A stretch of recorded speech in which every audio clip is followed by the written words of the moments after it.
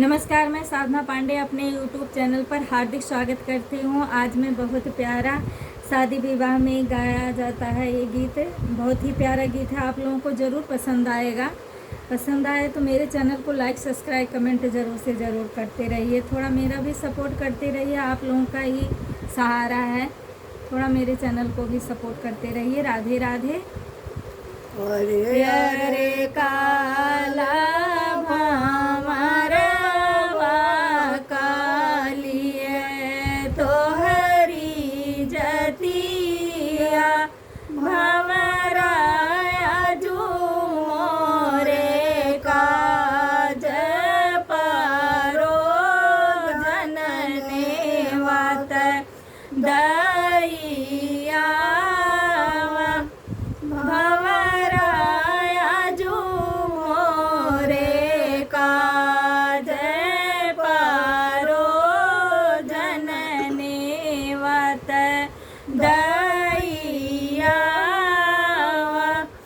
जगन पवते पर गन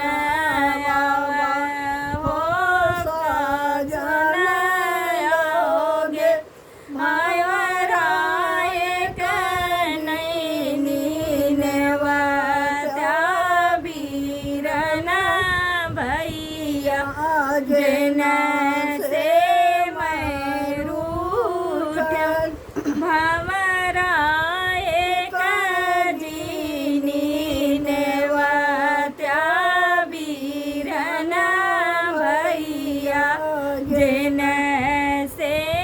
मैं रूठ सासु भेटाई आपन बीरना तानद आपन भैया नानद आपन भैया।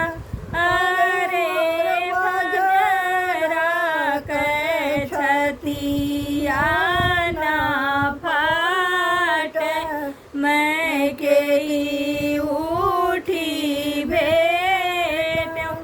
अरे मोर बजरा के छतिया ना फाट मैं के उठी भेट।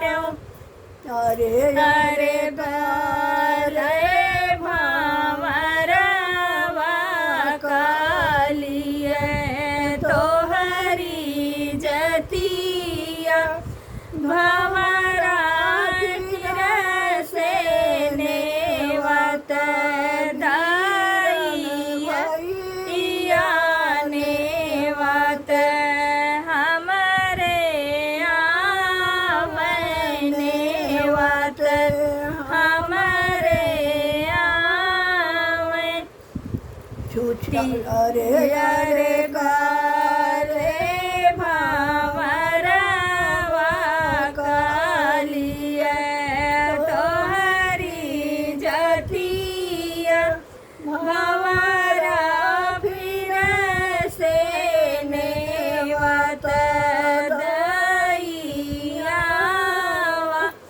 बीरन भंवरे आवे। छूछी छूछी छिलगरी नानी है तो बेला वाभरई है तो बेला वाभरई है। अरे भौजी कनु गई धोई है नेवत हमरे आई है। अरे भौजी कलु गरी धोई है नेवत हमरे आई है। आगे आगे आवती उगा कर पियरी गावन।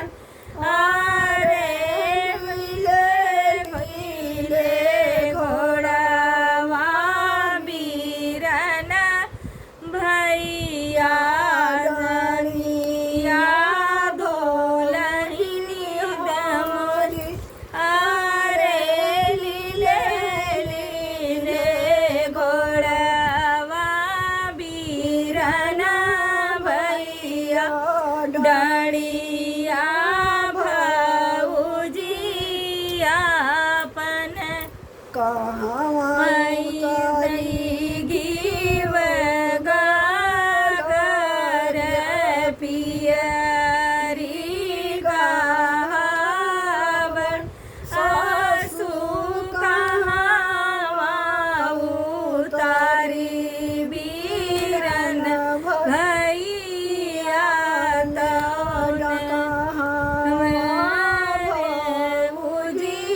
उजियापन सासु कहाँ उतारी रन भैया तो कहाँ भौजियापन मारे उतारो बीव गागर पियरी गावन मारे मारे उतारो बीरन भैया अखिल